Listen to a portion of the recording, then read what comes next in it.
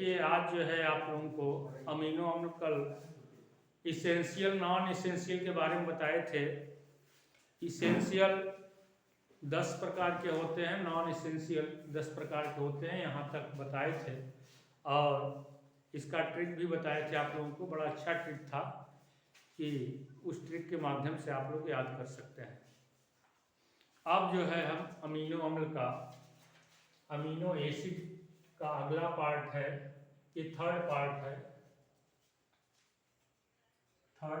है। इसमें amino acid का अगला पार्ट शुरू कर रहे हैं। इसमें टाइट्रेशन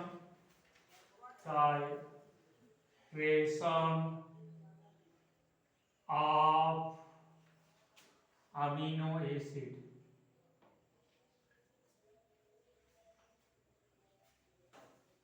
अब यह अमीनो एसिड को जो है टाइट्रेशन की दृष्टि से देखेंगे तो 3 प्रकार के होते हैं, 3 भागों में बांटा गया है।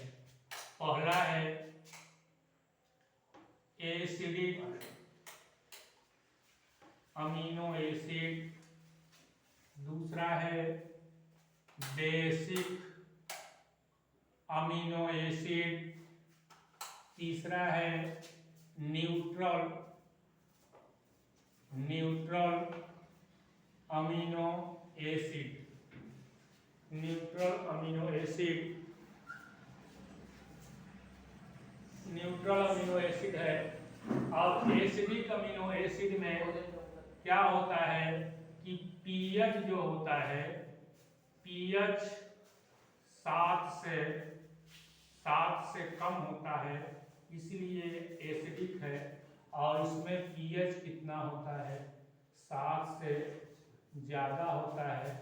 और इसमें पीएच जो है, पीएच 7 के बराबर ही होते हैं, इसीलिए न्यूट्रल बोला गया है। एसिडिक अमीनो एसिड में जैसे यह अमीनो अम्ल है COOH और NH2 है और यहाँ पर R। अब देखिए एसिडिक होगा तो हाइड्रोजन का एक ग्रेडियंट जो है, चारों तरफ हाइड्रोजन अधिक मात्रा में होगा। जैसे पीएच जब कम होता है तो हाइड्रोजन आयन की सांद्रता बढ़ती है, हाइड्रोजन आयन की सांद्रता क्या होती है, बढ़ जाती है। और जब पीएच अधिक होगा तो सांद्रता क्या होगी, कम होगी। सांद्रता का मतलब होता है गाढ़ापन, सामान्य भाषा में देखें तो गाढ़ापन। तो पीएच जब घटेगा तो सांद्रता क्या होगी, सांद्रता बढ़ेगी। और सांद्रता जब घटेगा तो पीएच बढ़ेगा। अब देखिए इसमें बेसिक में क्या होता है कि पीएच जो है 7 से ज्यादा हो रहा है इसमें, तो H NH2R। अब यहां देखते हैं हम, जब न्यूट्रल हो जाएगा तो जब न्यूट्रल होगा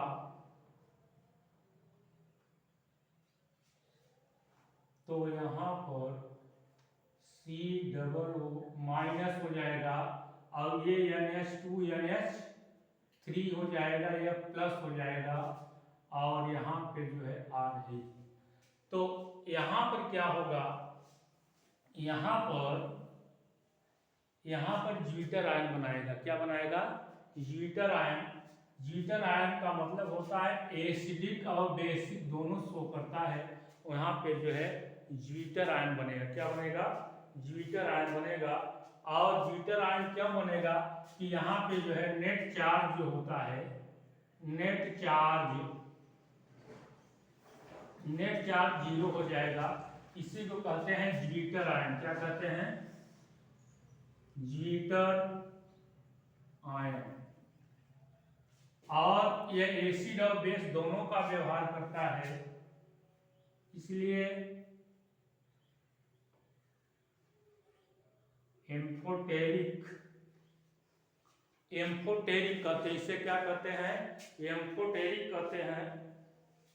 ये एम्फोटेरिक मॉलिक्यूल है, इसलिए इसे कि एसिड और बेस दोनों का बिहेवियर यह शो करता है, एसिडिक एंड बेसिक, इसलिए एम्फोटेरिक मॉलिक्यूल कहें, क्या कहेंगे, एम्फोटेरिक मॉलिक्यूल कहेंगे, कहेंगे molecule acid and base.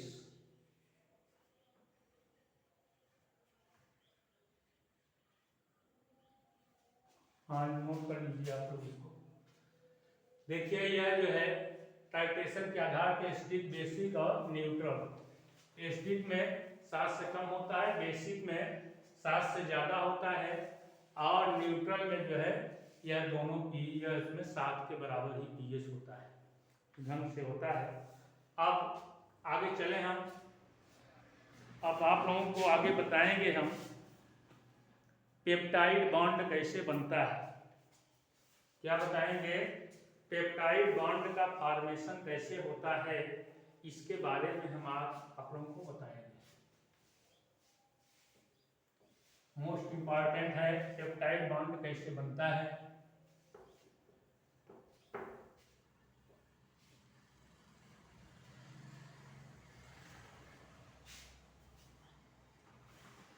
Peptide bond formation,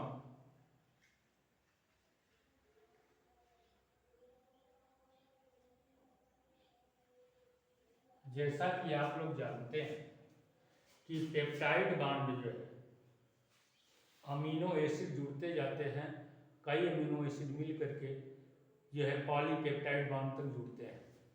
जब 10 से ज़्यादा हो जाते हैं उन्हें पॉलीपेप्टाइड कहते हैं। तो जैसे मान लीजिए यह कोई अमीनो एसिड है, या अमीनो एसिड है, या अमीनो एसिड है, या अमीनो एसिड है, यह जो है जुड़े रहते हैं। इस ढंग से अमीनो एसिड जो है, कई सारे अमीनो एसिड जब जुड़ते हैं तो पेप्टाइड बन रहे जुड़ते हैं, कई जो जुड़ जाते हैं 10 के बाद जो हो जाते हैं उन्हें पॉलीपेप्टाइड कहते हैं। क्या कहते हैं, पॉलीपेप्टाइड। देखिए कैसे जुड़ते हैं, 2 अमीनो एसिड को जब जुड़ेंगे उनके बीच पॉलीपेप्टाइड बॉन्ड बनता है। अब देखिए H है, COOH, NH2R। अब यहाँ भी देख ले रहे हैं, यह H है, COOH, या R है, और उसके बाद NH2 को इस तरफ ले आएंगे, H2N हो जाएगा, H2N हो जाएगा। तो H2N हो जाएगा इस तरफ जब हम ले आएंगे, तो H2N को जो है हम इस ढंग से भी लिख सकते हैं, इसको HNH ऐसे भी लिख सकते हैं, मतलब 2H को ऐसे भी लिख सकते हैं, यहाँ जोड़ना है इसलिए हम उसको ऐसा कर देते हैं। तो यहाँ पर जो है ये इसका जो डिहाइड्रेशन हो जाएगा, क्या हो जाएगा, डिहाइड्रेशन हो जाएगा, तो जल के अणु जो है निकल जाएंगे। ये डिहाइड्रेशन प्रोसेस है, क्या है, डिहाइड्रेशन। डिहाइड्रेशन का मतलब जल के मॉलिक्यूल जो है आउट हो जाते हैं, इसे डिहाइड्रेशन प्रोसेस, डिहाइड्रेशन प्रोसेस कहते हैं। डिहाइड्रेशन की क्रिया क्या है, निर्जलीकरण कहते हैं हिंदी में। अब देखिए इसको ये जब जुड़ेगा तो क्या कंडीशन आएगी, यह कार्बन है, हाइड्रोजन है, ANH2 है ही, और यह CO है, OH तो निकल गया है इसमें, तो बचेगा क्या, NH, और इसके साथ C, हाइड्रोजन H, COOH, और यहाँ क्या है R। यह देखिए यह पेप्टाइड बॉन्ड है। कौन सा बॉन्ड इसे कहेंगे, peptide, peptide bond, peptide bond. तो यहाँ से यदि हम देखें तो तो इसका जो है ऐसे होगा NH2 से यह जुड़ते चले जाएंगे पेप्टाइड बॉन्ड द्वारा और कहाँ तक जुड़ेंगे COOH तक। COOH कार्बोक्सिलिक है और यह जो है NH2 ग्रुप NH2 है, इम्यूनो ग्रुप है और ये देखिए यहाँ से यहाँ तक जुड़ते चले जाएंगे, मतलब यहाँ से लेकर के यहाँ पे इनके बीच जो बॉन्ड बनते हैं। मतलब इसको हम लिख सकते हैं बॉन्ड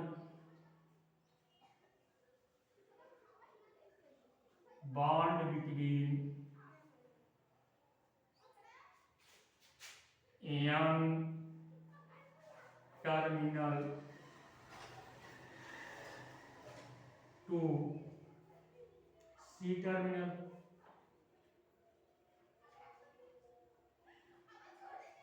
मतलब यह यहाँ है NH2 ग्रुप है, यहाँ से लेकर के यहाँ तक के बीच जो है यह बॉन्ड बन रहा है, इसी कहते हैं पेप्टाइड बॉन्ड। जब दो अमीनो अम्ल मिलते हैं तो उनके बीच जो है पेप्टाइड बॉन्ड बन रहा है।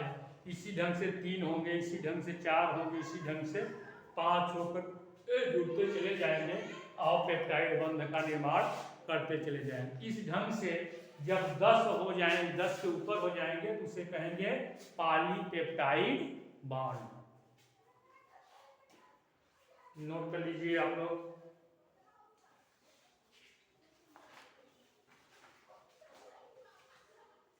अब यहाँ थोड़ा हम लिख दे, एक लाइन और लिख सकते हैं क्या?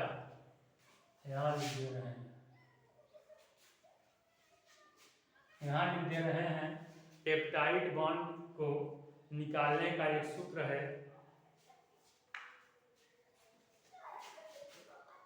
Number of peptide bond equal to amino acid -1। यह सूत्र है। यदि हमें पेप्टाइड बॉन्ड को ज्ञात करना होगा तो हमें, जैसे मान लीजिए यह जो है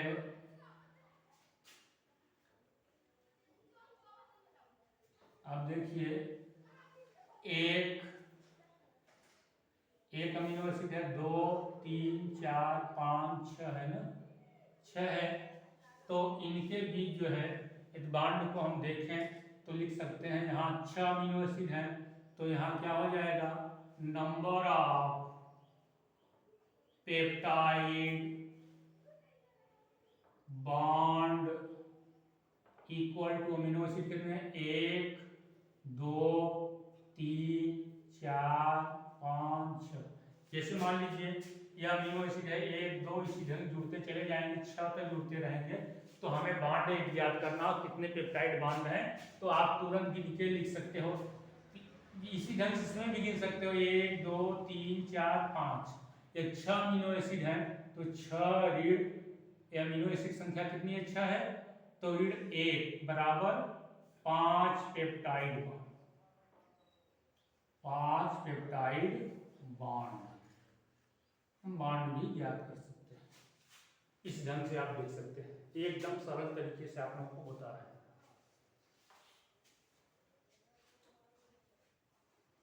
अब एक सीरियल हम बता दे रहे हैं, ये सीरियल पेप्टाइड बॉन्ड जो है ये 2 रहेंगे तो डाई होगा, 3 रहेगा, इस ढंग से बता रहे हैं। इसे यहाँ है अमीनो एसिड है, अमीनो एसिड है। अब यहाँ जो है ये बॉन्ड होगा, ऐसे लिख लीजिए, 2 अमीनो एसिड हैं तो क्या होगा, ये 2 अमीनो एसिड जुड़ रहे हैं तो इसमें एक ही बॉन्ड जुड़ेगा। 2 अमीनो एसिड को क्या कहेंगे, डाई पेप्टाइड बॉन्ड। क्या कहेंगे, 2 को डाई पेप्टाइड बॉन्ड। 3 रहेगा तो क्या होगा, ट्राई पेप्टाइड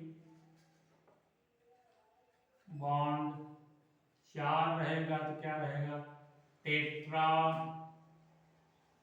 पेप्टाइड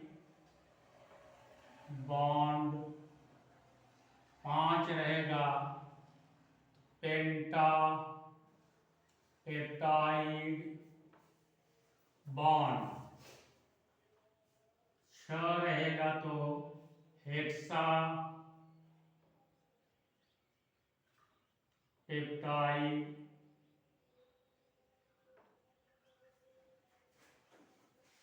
बॉन्ड, 7 रहेगा तो हेप्टा पेप्टाइड बॉन्ड, 8 रहेगा तो 8 को कब क्या बोलते हैं, ऑक्टा, क्या कहेंगे, OCT।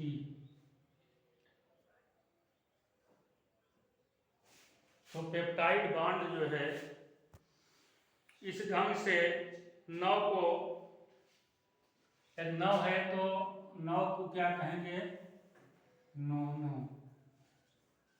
टाइड बॉन्ड, और 10 रहेगा तो क्या कहेंगे, डेका पेप्टाइड बॉन्ड।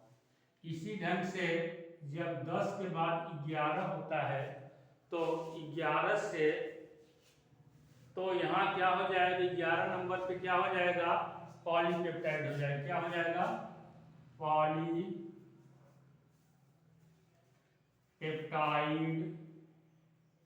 पॉलीपेप्टाइड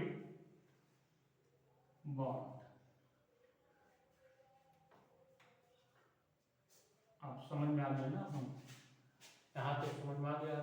ये अमीनो एसिड है, सिर्फ 2 अमीनो एसिड है, जाहिर 3 है तो ट्राई, 4 है तो टेट्रा, 5 है तो पेंटा, 6 है तो हेक्सा, 7 है सेप्टा, 8 है तो ऑक्टा, और 9 है तो नैनो, और 10 है तो डेका पेप्टाइड बॉन्ड। इस ढंग से 10 से जब ज़्यादा होते हैं उन्हें क्या कहते हैं, पॉलीपेप्टाइड, मतलब एक चेन होती है इसकी, उसे क्या कहेंगे, पॉलीपेप्टाइड बॉन्ड। यहाँ तक नोट कर लीजिए, अब भर गया, आगे ऊपर है।